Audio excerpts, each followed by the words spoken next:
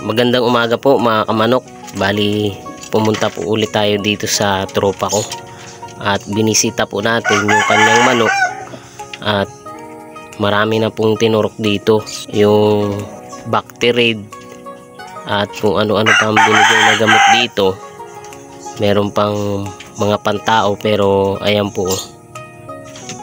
Hindi lang po gamot yung binigay dito. Mga vitamins din na calcium. At ayan po yung resulta. Mahigit 1 week na po siyang ganito mga kamanok. Pero wala pong improvement. At ayan na po siya. Wala pong nangyayari do sa mga tinurok na gamot sa kanya. Bagaman kumakain pa rin naman po siya. Pero pag ganito po yung manok ninyo, syempre nakakaawa naman.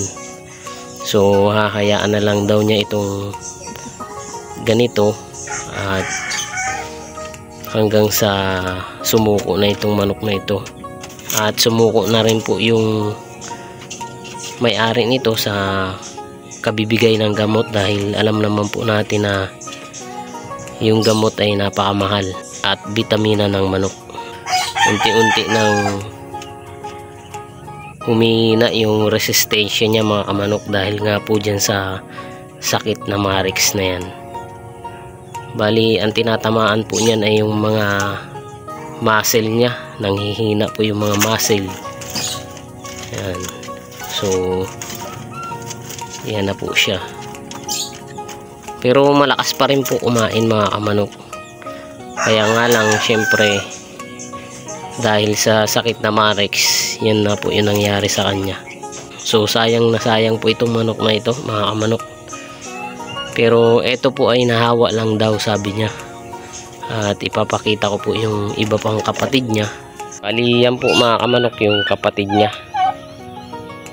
Bali, 3 po sila magkapatid.